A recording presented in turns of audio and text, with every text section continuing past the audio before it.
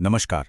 आज बात एक ऐसे समुदाय की जिसने सदियों तक भारत को बनाया, उसे गढ़ा, लेकिन आज वही समुदाय अपनी पहचान के एक गहरे संकट से जूझ रहा है। जी हाँ, ये कहानी है विश्वकर्मा समुदाय की। और ये सवाल बहुत बड़ा और जरूरी भी है। जरा सोचकर देखिए, क्या होगा अगर किसी देश के निर्माता, मतलब जो बनाने वाले हैं, वही अपनी विरासत, अपनी ताकत को भूल जाएं। बस यही सवाल है जो आज की हमारी इस पड़ताल के बिल्कुल केंद्र में है। देखिए, सिर्फ एक लाइन, और ये एक लाइन इस कहानी के पूरे दर्द को सामने रख देती है। एक समाज जो कभी रचनाकार था, क्रिएटर था, आज वो खुद को कमजोर और शक्तिहीन महसूस कर रहा है। सवाल यह है कि आखिर ये सब हुआ कैसे? ये बदलाव आया कहां से? तो इस बदलाव को समझने के लिए हमें वक्त में थोड़ा पीछे चलना होगा, उस दौर में जब विश्वकर्मा समुदाय अपने शिखर पर था। एक ऐसा समय जब वो सिर्फ कारीगर नहीं थे, बल्कि राष्ट्र निर्माता थे।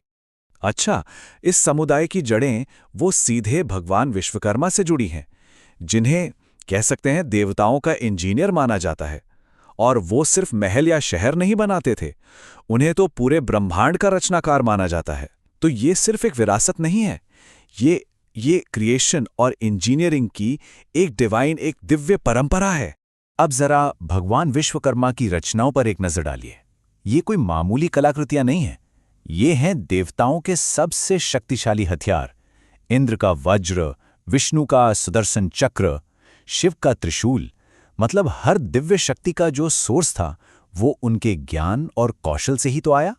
ये दिखाता है कि ये परंपरा सिर्फ कारीगरी की नहीं, बल्कि साइंस, टेक्नोलॉजी और डिफेंस की भी थी।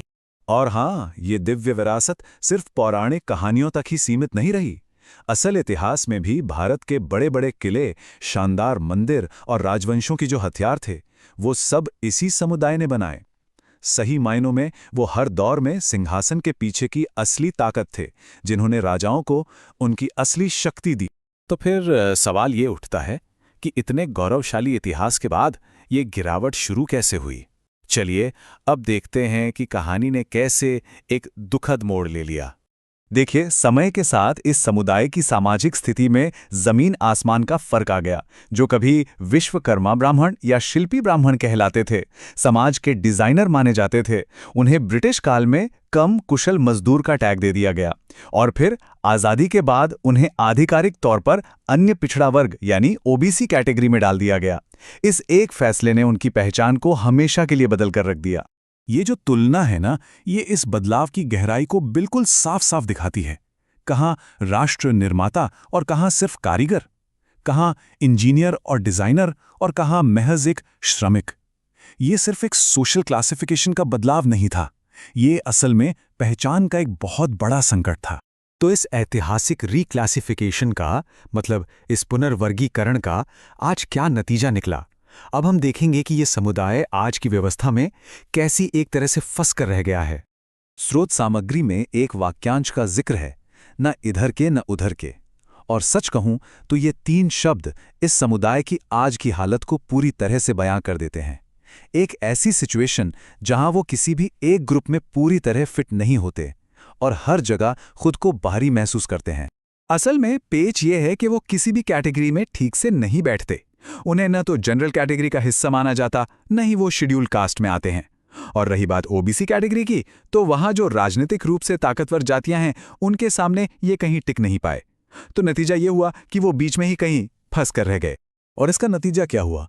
नतीजा ये कि न तो शिक्षा में कोई खास फायदा मिला, न ही पॉलिटिकल पावर में कोई बड़ी जगह बन पाई, और धीरे धीरे अपनी ही उस शानदार विरासत से एक दूरी सी बनती चली गई।